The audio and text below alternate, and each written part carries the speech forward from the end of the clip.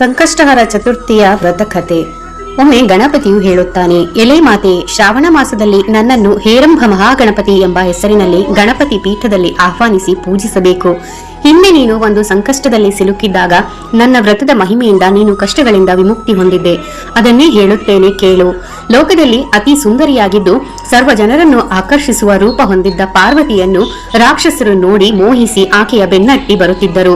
ಹೀಗೆ ಆಕೆಯು ದಿಗ್ಭ್ರಮೆ ಹೊಂದಿರುವಾಗ ನಾರದರು ಅಲ್ಲಿಗೆ ಆಗಮಿಸಿ ಆಕೆಯ ಸಂಕಷ್ಟವನ್ನು ಅರ್ಥ ಮಾಡಿಕೊಂಡು, ಎಲೈ ತಾಯಿಯೇ, ನೀನು ಈ ರಾಕ್ಷಸರ ಬಾಧೆಯಿಂದ ವಿಮುಕ್ತಿ ಹೊಂದಬೇಕಾದರೆ ಮೊದಲು ಬಹುಳ ಚೌತಿಯ ದಿನ ಅರಿಶಿನದಲ್ಲಿ ಗಣಪತಿಯನ್ನ ಮಾಡಿ ಅದಕ್ಕೆ ಜೀವ ಕೊಟ್ಟು ಆ ಅರಿಶಿನವನ್ನು ಶಿವನು ಧರಿಸಿದರೆ ರಾಕ್ಷಸರನ್ನು ಸಂಹಾರ ಮಾಡುವ ಶಕ್ತಿಯು ಶಿವನಿಗೆ ಬಂದು ನಿನಗೆ ಈ ಉಪಟಳ ಕಡಿಮೆ ಆಗುವುದು ಎಂದು ಹೇಳಿದಾಗ ದೇವಿಯು ನಾರದರ ವಚನದಂತೆ ಅರಿಶಿನದಲ್ಲಿ ಗಣಪತಿ ಮೂರ್ತಿ ಮಾಡಿಸಿ ಪೂಜಿಸಿ ನೈವೇದ್ಯಾದಿಗಳನ್ನು ಮಾಡಿ ಆರಾಧಿಸಿದ ಮೇಲೆ ನಾರದರ ಆದೇಶದಂತೆ ಅರಿಶಿನದ ಬೊಂಬೆಯನ್ನು ಶಿವನಿಗೆ ನೀಡಿದಳು. ಶಿವನು ಅದನ್ನು ಕಲಿಸಿದ ಗಂಧಾಕ್ಷತೆಯ ರೂಪದಲ್ಲಿ ಹಣೆಗೆ ಧರಿಸಿದನು.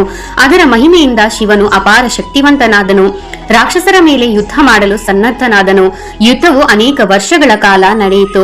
ಶಿವನು ಧರಿಸಿದ ಅರಿಶಿನದ ಗಂಧವನ್ನು ಕಂಡು ರಾಕ್ಷಸರೆಲ್ಲರೂ ತಮ್ಮ ತಮ್ಮ ಮಾಯಾರೂಪಗಳನ್ನು ಕಳೆದುಕೊಂಡು ನಿಸ್ತೇಜರಾದರು.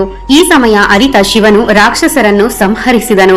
ಆದ ಕಾರಣ ಯುಧಿಷ್ಠಿರ, ನೀನೂ ಕೂಡ ಈ ಹರಿದ್ರಾ ಗಣಪತಿಯನ್ನು ಆರಾಧಿಸಿ ಶಕ್ತಿವಂತನಾಗು. ಗಣಪತಿಯ ಮಹಿಮೆಯಿಂದ ನೀನು ಜಯಶಾಲಿಯಾಗಿ ನಿನ್ನ ರಾಜ್ಯವನ್ನು ನೀನು ಪಡೆಯುವೆ ಎಂದು ಶ್ರೀಕೃಷ್ಣನೇ ನಿಂತು ಯುಧಿಷ್ಠಿರನಿಗೆ ಗಣಪತಿಯ ಪೂಜೆ ಮಾಡಿಸಿ ಅವರಿಗೆ ಕ್ಷೇಮ ಉಂಟಾಗಲೆಂದು ಹರಸಿದನು. ಇಲ್ಲಿಯೇ ಶ್ರೀಕೃಷ್ಣ ಯುಧಿಷ್ಠಿರ ಸಂವಾದದ ಸಂಕಷ್ಟಹರ ಮಹಾಗಣಪತಿಯ ಶ್ರಾವಣ ಮಾಸದ ಕಥಾ ಮಹಿಮೆಯು ಸಂಪೂರ್ಣವಾಗುತ್ತದೆ.